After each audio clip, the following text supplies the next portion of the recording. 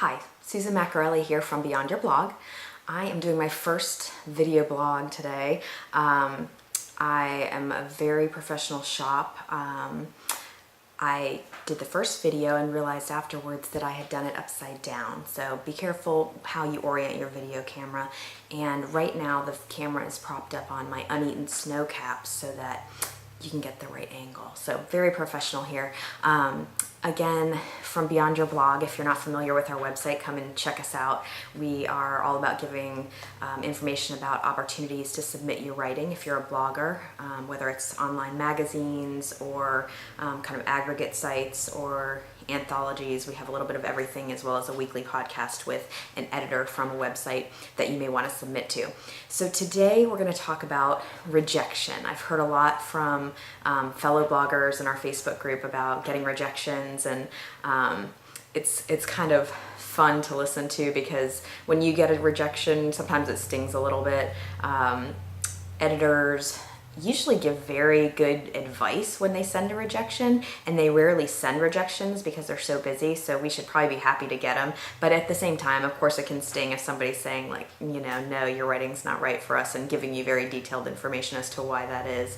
But rejection is actually, or rejections on your writing are actually a great thing. And if you're not getting them, then you should be maybe setting the bar a little bit higher. So definitely keep that in mind. If you're getting rejections, you're doing the right thing. You should be, because that means you're submitting to places that are maybe just a little bit beyond where your writing is, or that you're challenging yourself. So good for you if you're getting them. However, to make you feel a little bit better, I've collected a bunch of rejection notes that my fellow bloggers were kind enough to share with me, and I'm going to share those with you because I got a chuckle out of them, and I'm going to share one of my own too.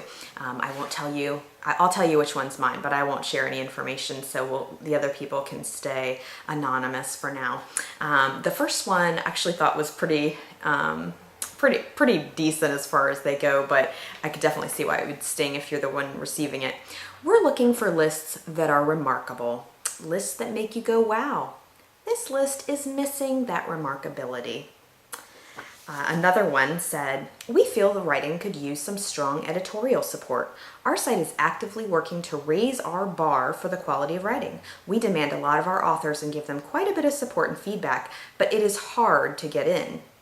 We don't discourage you from submitting. I just thought it would be more honest to tell you why we haven't accepted the last 2 posts. If you're able to pick a mentor, you may find your ideas and storytelling quality increase quickly.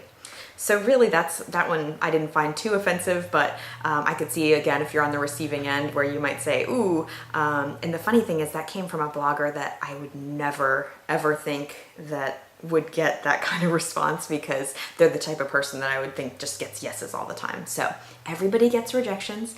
Here's another one. Wow, this is great, except it's too specific.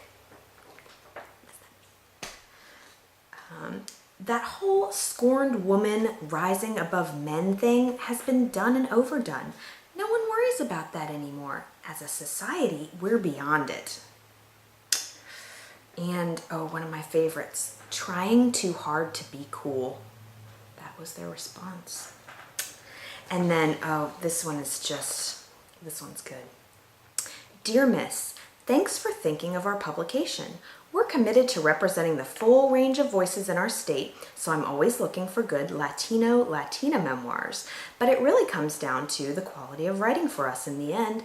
It's hard for me to tell from your short excerpt in the blog whether your work is a fit for our site, but it feels as if your work is suitable for your blog.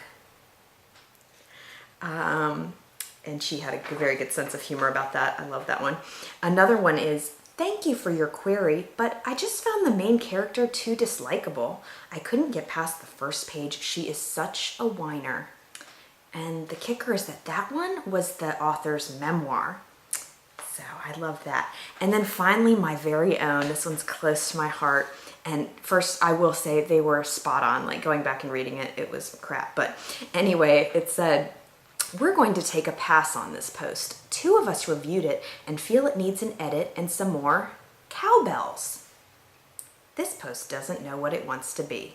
So again, if you're getting rejections, keep getting them. It's a good thing. It means you're going in the right direction. It means you're challenging yourself. When you get them, try to, if you look at it and it makes your blood boil, put it down and go back to it and try to read it to see if there is a grain of really good information in there, because I know, I work with a lot of really great editors, and although they usually finesse their words a little bit more than some of the ones that I just read, they have great information to give you and expertise. So if you can get past the fact that it hurts a little bit, it's a little painful, you can really learn a lot from rejections. And if you get the ones that are just crappy, then come back and listen to some of these rejections and make yourself feel better. If you have rejections to send me, I might do another of these if I get enough.